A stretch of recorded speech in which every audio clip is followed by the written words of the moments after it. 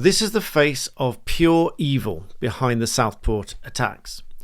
Very different from the face you've been shown in the media so far, a smiling youngster, presumably the only photograph they previously had, but nobody was fooled by the young photograph published by the media. And whilst he's now pleaded guilty to these offences, and while nothing can undo the devastation that his attack has caused on the entire country and on the world that's heard of these offences, thoughts now turn to the possible sentence of this offender.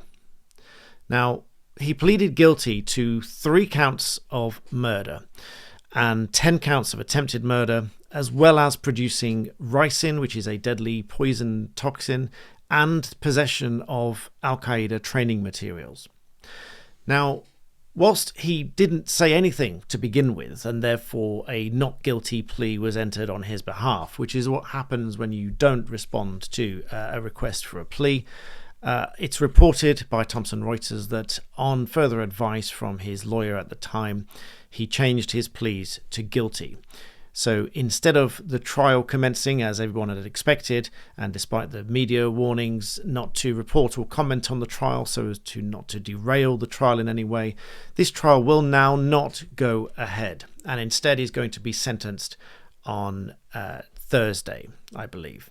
But rather than closing off questions, I think this is only going to serve to raise more questions, and more questions that may remain unanswered. You see, many people were waiting for this trial because they wanted the truth, the full story, everything to be unveiled, everything to be uncovered and revealed. And now that may not be the case, not because people don't necessarily know what's happened or are now restricted from reporting it, but much of the evidence simply may not come out that would otherwise have come out at trial. I'm personally hoping that this information does come out because the general public deserve to know the truth. But one thing I really can't understand is how the system has so dismally failed the victims of this monster. Given that it's reported that he was referred 3 times to PREVENT, which is a government scheme to stop terror-related violence.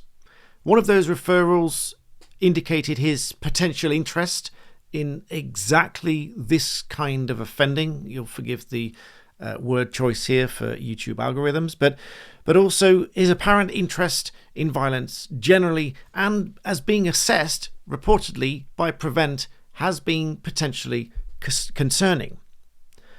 However, he was then deemed not to be motivated by terrorist ideology or pose a terrorist danger, and therefore not considered suitable for what they refer to as counter-radicalization schemes. Now, I don't accept that, not least of which because this has obviously happened, but also he was found in possession of deadly toxins and terror materials, pleaded guilty to those offences. But also the police say that there's no indication that this was a terror-related incident. Only, they say, because they couldn't establish motivation to label this as a terror-related incident. Now, make no mistake, there was no requirement to identify it as terror-related to prosecute these offences for exactly what they were. But nonetheless, I don't accept, my personal view, I don't accept that this was not in some way related to the other offences he's also pleaded guilty to.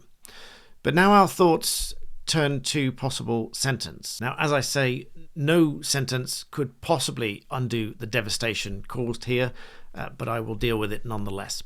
Now, of course, most of you will know that murder will carry a mandatory life sentence, but this differs depending on the age of the offender and, of course, the severity of the attacks and so on. So now, of course, thoughts turn to a whole life order, because many people understand a life sentence to mean you spend the rest of your life in prison, which is not the case. A life sentence in an indeterminate sentence means you spend a minimum term in custody and the rest of your life on license, released on license, on conditions and monitored, and you can be recalled back to prison for any further offending. Hence the life part of life sentence. Now, a whole life order is indeed where the offender will spend the rest of their life in prison with no possibility of release. But in law, this is reserved to those aged 21 or over when the offence was committed, when the offences and related offences are exceptionally high in a level of seriousness. Now, if someone is aged 18 or over, so between 18 and 21, in such serious offences, the ordinary starting point when determining this minimum term will be 30 years. So they are not eligible for a whole life order, but a minimum term of 30 years. However, this differs again if the offender is under 18, and this is relevant here because I understand that this offender was 17 years old at the time of this attack. Now, being 17 years old, the ordinary minimum term as a starting point is 12 years. Now, of course, he will receive much more than 12 years. If we remind ourselves of the awful killing of Brianna Gay by Scarlett Jenkinson and Eddie Ratcliffe, both of whom were 15 years old at the time, they each received a life sentence with minimum terms of 20 years for Eddie Ratcliffe and 22 years for Scarlett Jenkinson. I understand one of those was appealed, but the appeal failed. So minimum terms of 20 and 22 years in that case. So whilst the absolute minimum starting point here would be 12 years, it will be significantly north of 12 years. And this is where the law can get a little bit confusing here. Whilst in paragraph 8 of this Act, this is the Sentencing Act of 2020, whilst paragraph 8 says detailed consideration of aggravating and mitigating factors may result in a minimum term of any length, whatever the starting point, or in the making of a whole life order.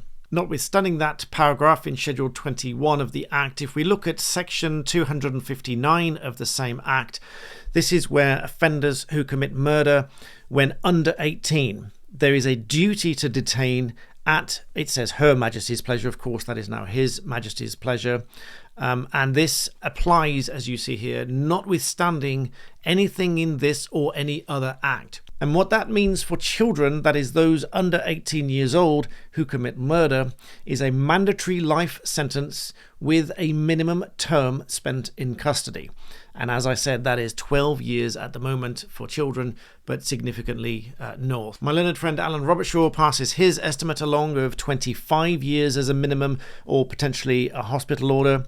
I might even say 27 or 30 years, considering the seriousness of this offence. Of course, that will never undo the damage caused, but the judge will ultimately have to make this determination for a minimum term and the rest on licence. That is not to say, of course, that a parole board is ever going to decide to release this individual. That, of course, would be down to a parole board in many, many years' time. But overall, as I say, and with great respect to all those involved, I think it is a devastating failure by the system to protect the victims of these crimes.